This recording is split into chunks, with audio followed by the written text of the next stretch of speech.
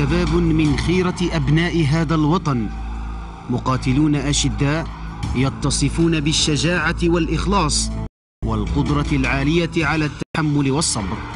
ميزتهم الانتماء إلى سلاح النخبة لقواتنا البرية، القوات الخاصة للجيش الوطني الشعبي.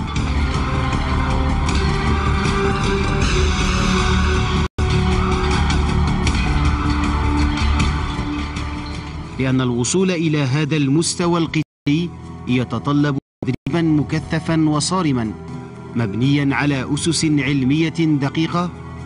أنشأت قيادة القوات البرية منظومة من المؤسسات التكوينية المختصة في تكوين المظليين ورجال الصاعقة على غرار المدرسة التطبيقية للقوات الخاصة.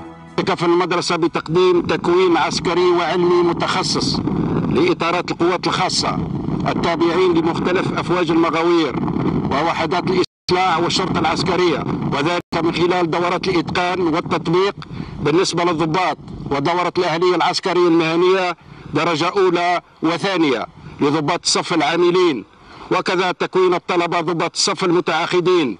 كما تضمن المدرسة تكوين نوعيا ومكثفا في الفنون القتالية العسكرية كوكسول لفائدة ضباط الصف، بالإضافة إلى دورات تكوينية في الصاعقة والقفز المظلي لصالح متربص المدارس العسكرية، كما تتولى المدرسة مهمة الإشراف وتكوين ورسكلة المدربين من خلال دورات خاصة.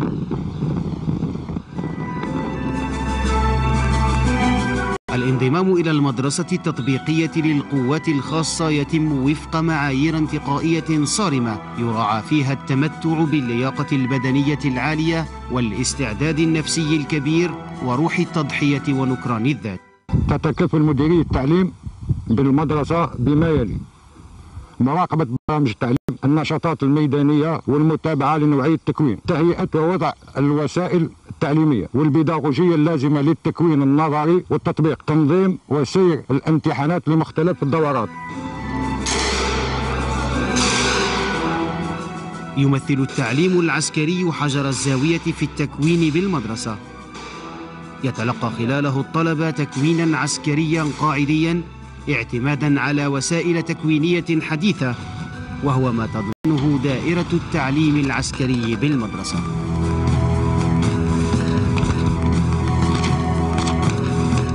مهام دائرة التعليم العسكري تتمثل في السهر على تطبيق الصارم للبرنامج المسطر من خلال المتابعة الميدانية للمتربصين فيما يتعلق بالتكوين العسكري والبدني.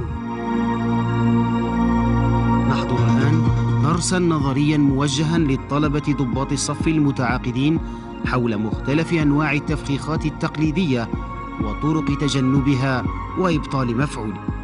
برنامج التعليم بالمدرسة يتضمن عددا من المواد النظرية والتطبيقية التي من شأنها إثراء معارف الطلبة بما يجعلهم مؤهلين لأداء مهامهم بعد نهاية مدة تكوينهم. يتلقى الطلبة أسس التعايش مع الظروف التي تميز عمل رجل القوات